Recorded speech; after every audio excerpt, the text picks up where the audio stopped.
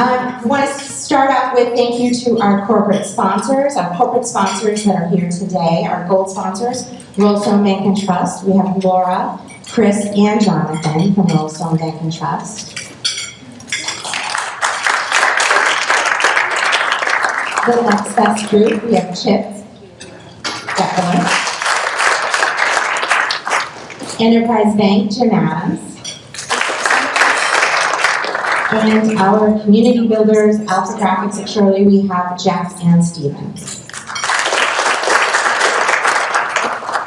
I also want to thank our board members that are here today, and I'm going to do something different, and I'm going to actually ask for my board members to stand up.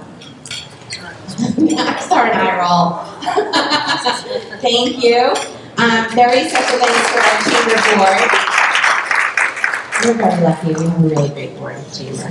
And I've been here for 20 years. I've seen a number of boards. So I'm going to turn it over to Sheila King-Goodwin from Fidelity Bank. And Sheila is going to tell us what is new and exciting and happening at Fidelity Bank. Sheila.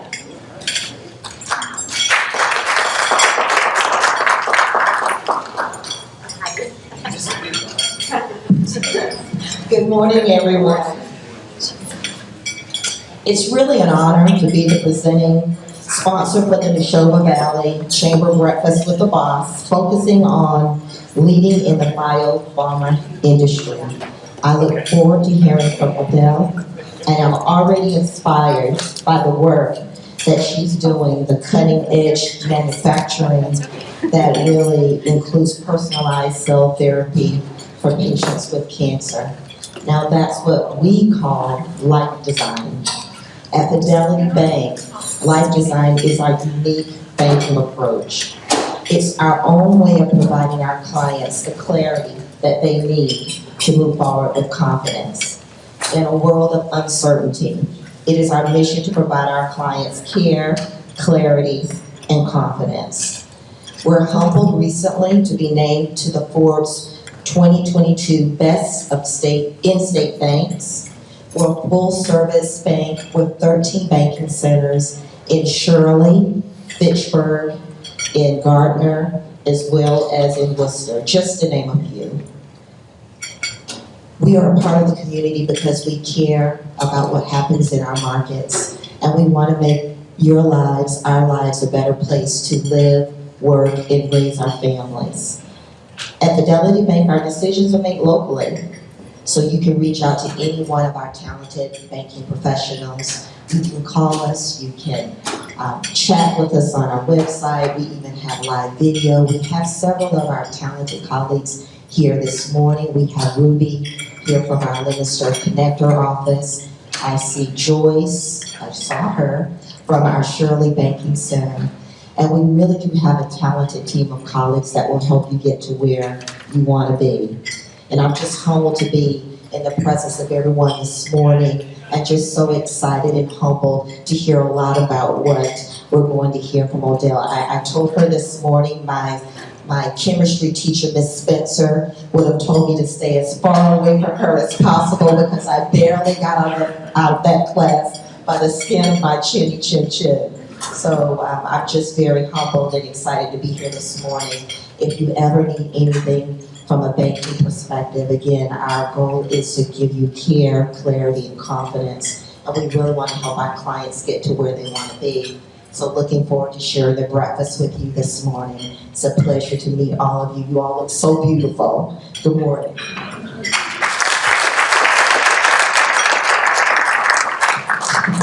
I pop out from behind the curtain.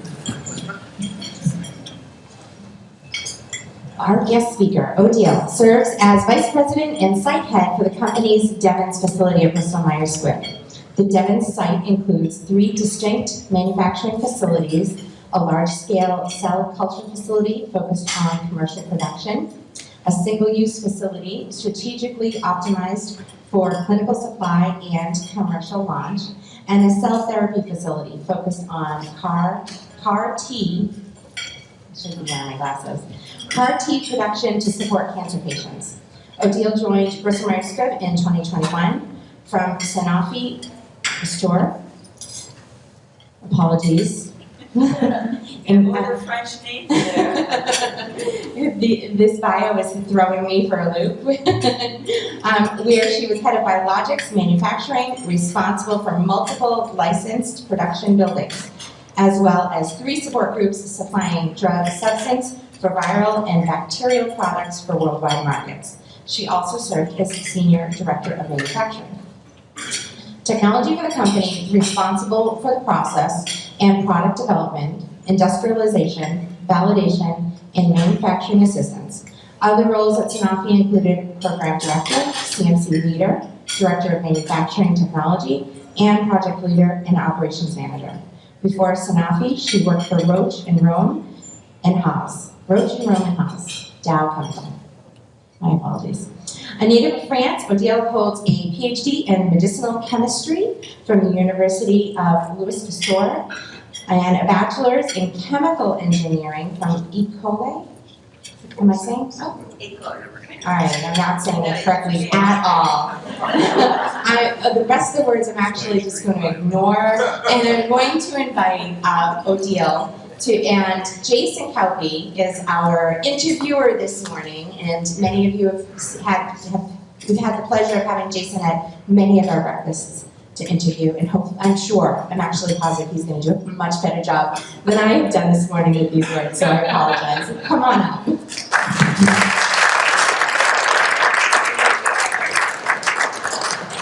Thanks, Melissa. So we heard your bio, and it's all impressive, but really, what was the path of a woman growing up in France to work at a decommissioned military base in Massachusetts? So I started at the end, and obviously from the street you may not see much of Bristol, Squibb, but it is far from looking like a decommissioned military base anymore. So I just want to clarify that point. I was not that brave. I would not necessarily have gone into a military base. But to come back to your question, really, Jason, yes, you can hear all the stuff in the bio of the different jobs I've held and the different companies I worked for.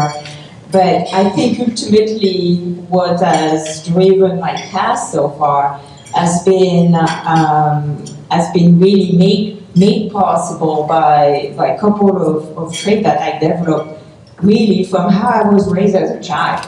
And I come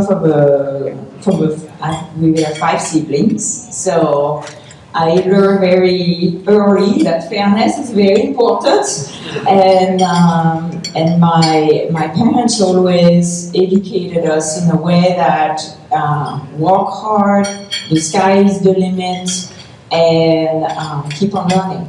And so, this is very much how my brain works today, and what drives me is really continuously discovering new things and do something that is really important for the world, really, because we supply the whole world, and it was the same at Sanofi.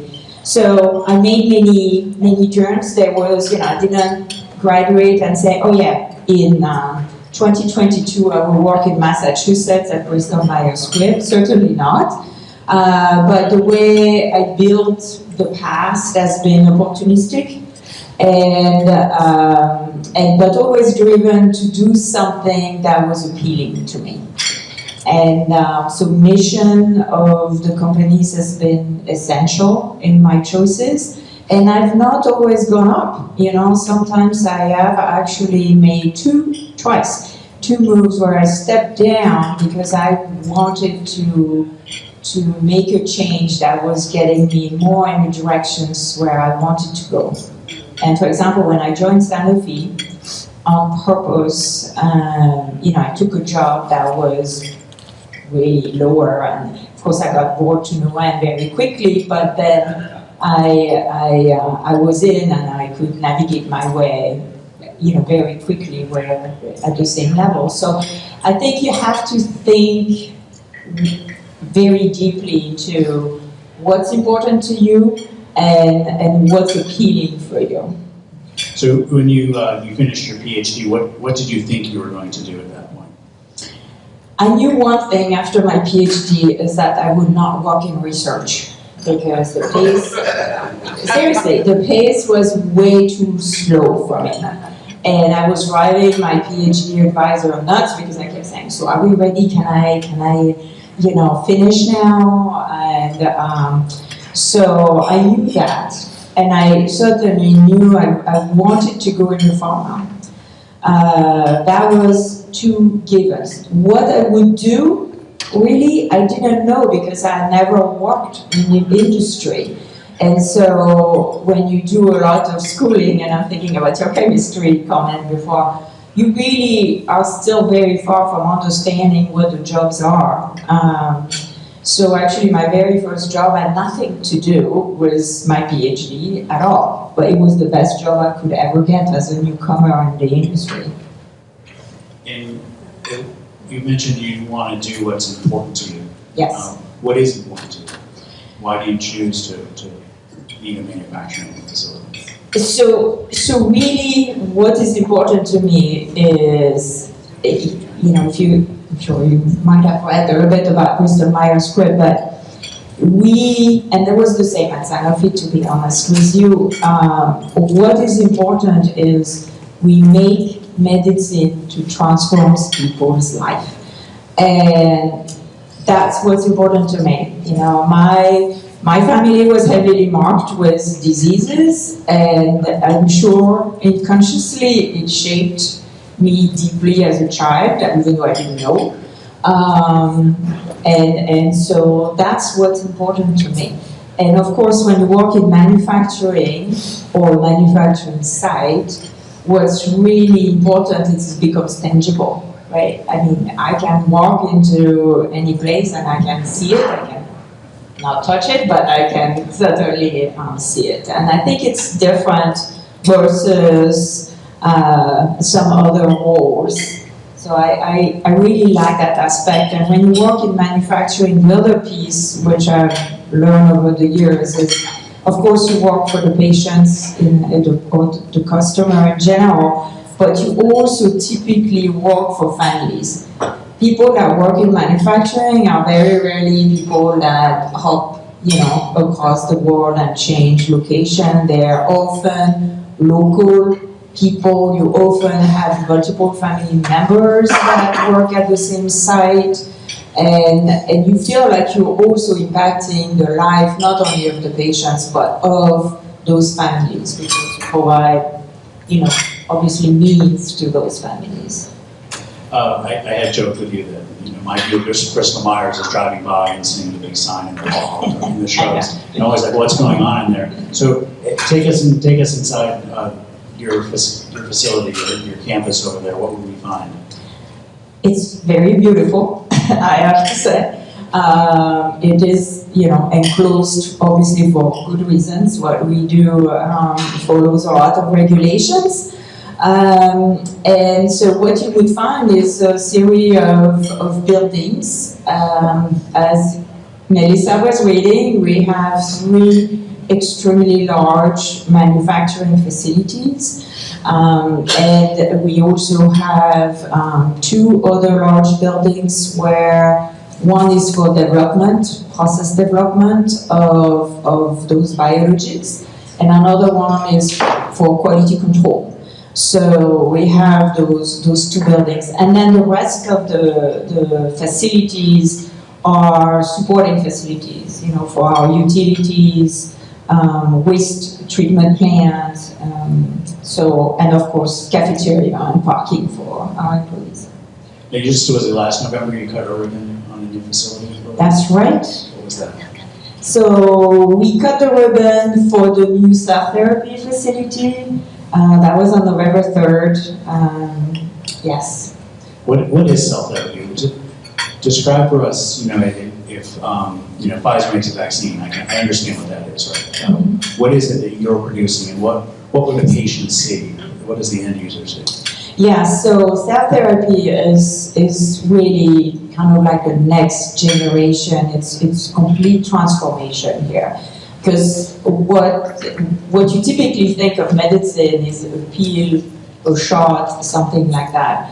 So In cell therapy, what we do, so we receive the patient's cells, so blood, basically.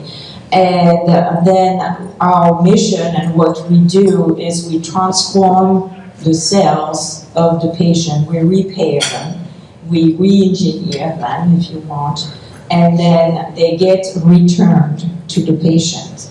So what the patient sees in that treatment is, goes to the hospital, get the blood into some bags, and that gets shipped to us. When it returns to the hospital, it returns in the form of 2 little vials. These are the cells of interest that have been modified, and they are then injected back into the patients. So it is obviously very different. This is for cancer, as you mentioned. This is for lymphoma. It's using the CAR-T technology, which actually was developed a lot by UPenn in Philadelphia, and so that's what we do, is that whole transformation with a lot of quality control along the way. And is this, what are your customer base? Obviously Boston hospitals, but is it worldwide? No, yeah, it's not just Boston Hospital. It will be worldwide. This facility is not quite yet licensed. We're in the final steps for that. We have Bristol, Ayer. We have another facility in the US where we do that today for the patients, and we're also building one in Belgium. So it will serve patients, everywhere. Obviously, there's a big logistical questions with shipping the blood and returning to hospitals. So you're directly working with hospitals in that case. And give us some, in terms of your perspective, Bristol Myers obviously made a big investment in Devens. It saw some investments. Remind us what is it about Devens in this area that Bristol Myers decided to invest so heavily here? So I think Massachusetts in general is a really, it's almost like a mini BMS in some ways, right? There's a lot of values here that are very similar to what the company is looking for. We have Devens, but we also have Cambridge location. So when you think about it, BMS in Massachusetts is going to be about 2,000 employees. So there is a very strong connection here. So when BMS was looking for another facility to produce Forenza, which is how Devens started, there were different locations that were obviously studied. Massachusetts has the advantage in Devens of being close to a lot of schools, certainly, and at that time, mass development was obviously the process of looking at transforming most of the Army base into commercial, and so there were a lot of other discussions there that took place on what would that mean? What would the partnership be like? And of course that played a key role in it. And this is Breakfast with the Boss, and over there you're the boss. So tell us, what is a day like for you? What is a typical day? I don't think there is a typical day for me. It is very varied. I think one common thing is definitively I spend my day with many people. From the shop floor, with interactions to outside visitors, to internal visitors, to in many meetings to resolve issue, make decision, look at the future. There is not one typical day, I have to say. Sorry. No, that's fine. I read recently that BMS was ranked number 5 in productivity and number 1 among the big biopharmas. I can't recall who did that ranking. It might have just been me.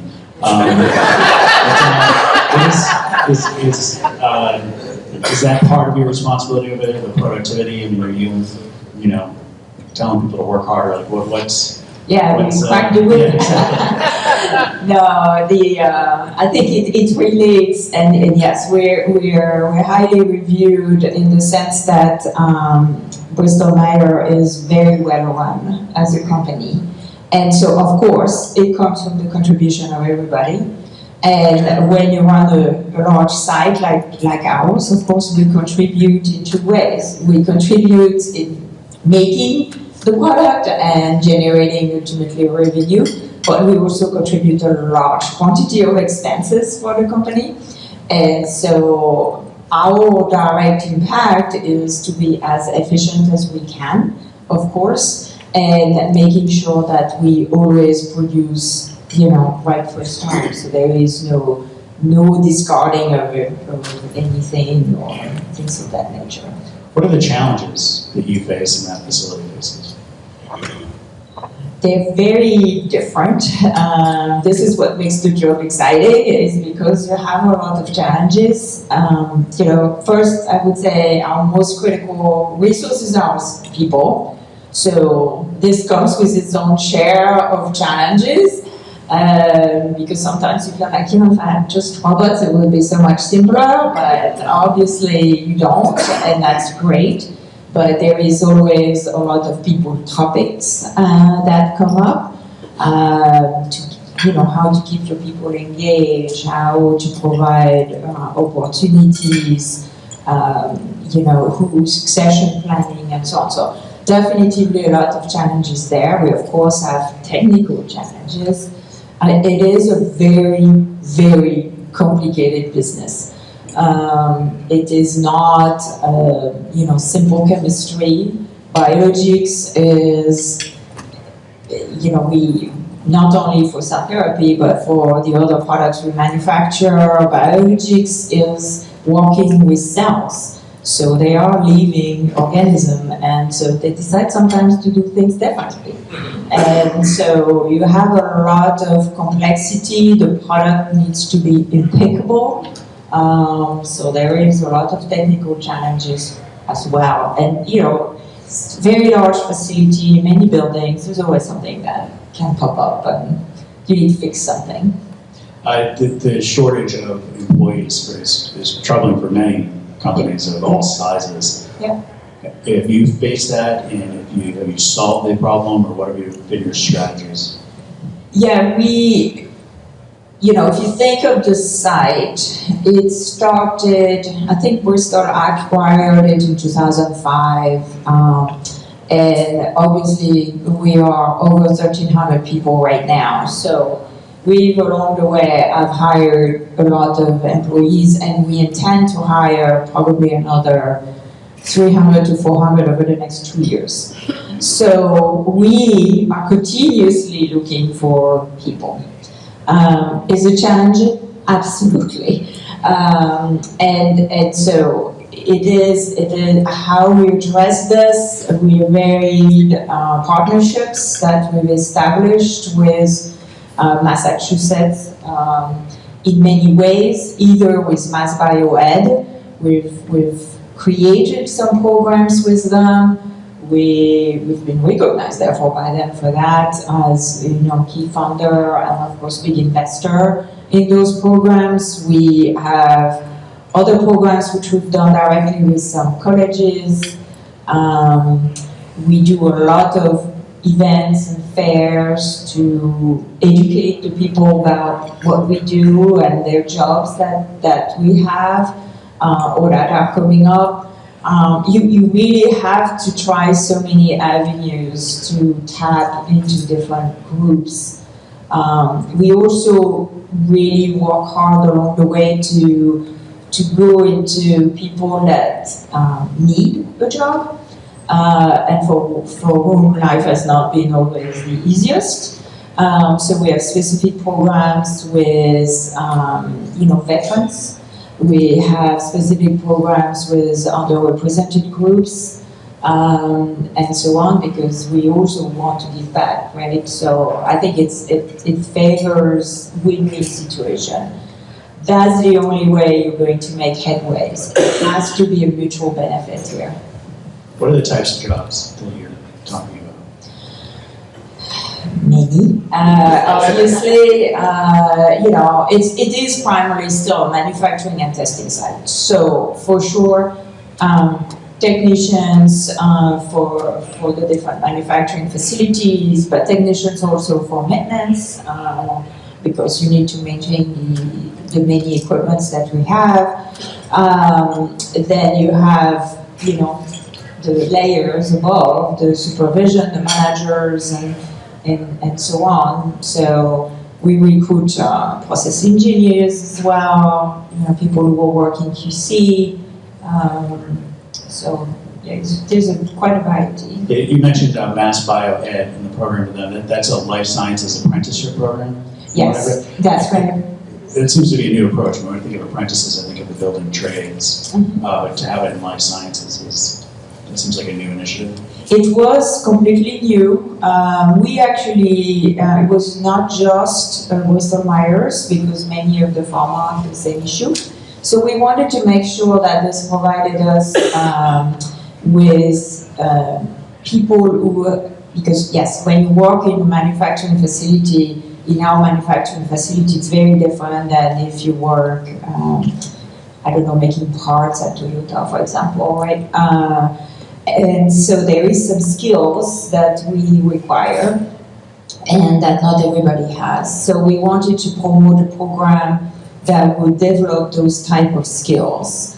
And so it's, again, a win-win situation. There is quite a bit of Mass Bio in Massachusetts, so it provides those apprentices with those skills. Hopefully we want them to work for us, but ultimately this is why we did it with other companies as well, even though we were the initiator and the main contributor here, because we also have to work together with the others on that. And shifting gears a little bit, the past 2 years we've all had to figure out how to keep our companies going and be safe. You had a huge challenge there, obviously. I would imagine telecommuting isn't an option for a lot of your folks. How did you manage that? And I'm sure these folks would be interested to know that this wasn't your first health crisis that you had to manage through, a world health crisis in a manufacturing facility. Yeah, so, when the pandemic started, I was at Sanofi in Pennsylvania, but obviously it applies, same thing was happening here, and the same type of protocols and so on were put in place. So, to your point, yes, when you work in manufacturing, you don't work remote. So, obviously, we had about, on this site, we had about 60% of our staff that was full-time on site. At Devens, and similarly in Pennsylvania where I was, at the beginning of the pandemic, there was no missed production. There was, we kept going every day. We never shut down. And it was, so it applies in both ways. And, when I compared what the companies did, it was very, very similar. So a lot of it, I remember the very first COVID case, when I was, I won't use that example, but I'm quite sure the same happened here. When I was in Pennsylvania, and so we had that first case, and we were not too sure what we needed to do. So everybody was panicked. It didn't really have a sense. And we were very close to New York City. And if you remember in the news how dramatic it was in New York, so there was probably even more anxiety coming from that. So we worked closely with our medical teams, and we had very strict protocols that were put in place. Our primary focus was making sure our employees were safe. And so everything we did was around what measures did we put in place to ensure that. And in both facilities, very happy to share, there was never a work transmission. So people who got sick. They never got sick because I was next to Jason, and Jason had COVID and gave it to me at work. So that was something really crucial. We of course did a lot of things here, talking protocol, but we also rewarded employees, differently, of course, who came on site, and so on. But we also had to put in place, like many, the different ways of working, because you still need those people who don't work on site. And so we established a lot of other means of communication and so on. Most of it, or some of it, I would say, we still use today, but in my view, nothing replaces face-to-face. And so while we maintain some level of hybrid work model, definitively, we have a lot of on-site employees. So, and you refer to not the first pandemic, it's true. If you remember, and obviously it was a different kind, this was in 2009, and this was pandemic associated with flu. And so at that time I was at Sanofi Pasteur, so this was the vaccine division of Sanofi, and got involved extremely heavily in that pandemic in developing the vaccine for that one, and manufacturing the vaccine. We actually built and launched a facility, a complete facility, and that was my project at that time for that. So it was a same thing. People were worried. In this case, our employees were worried to work with that material, because when you work with vaccine, you work with the live virus to start, and then you make it, of course, safe into the vaccine. So how to manage that was another situation. So it was the beginning of Tamiflu, the product from Roche, and so a few of us, where there was not a lot on the market, so few critical employees were given Tamiflu. We're like, okay, if you get sick, you get this, but keep it safe. I mean, it was yet another unique experience.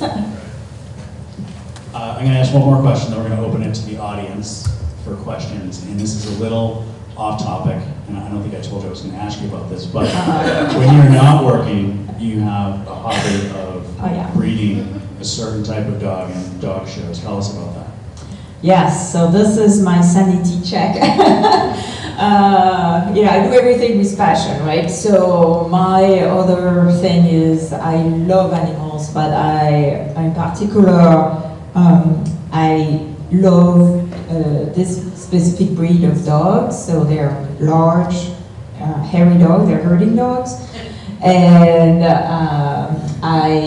it's a French breed, but it's also a fairly rare breed. So I've taken a personal mission to try to preserve this breed as much as I can. What's the name? Is it Briard? Briard, yes. And so I occasionally breed them. I also want to promote the breed, so I do show them at dog shows. I also compete in obedience. We just did a herding trial with one of my dogs. And on top of it, as I said, my sanity check is because when you work, we all have a lot of pressure from work. So when you come home, they're here and they're never mad at you, and you have to let everything off your shoulders here. You cannot be mad at them, and so it's a way to balance things out. Thank you. I always say the best questions come from the audience, so thank you for those questions. Thank you, Odile Smith, for your time this morning. Very much You're appreciate welcome. it.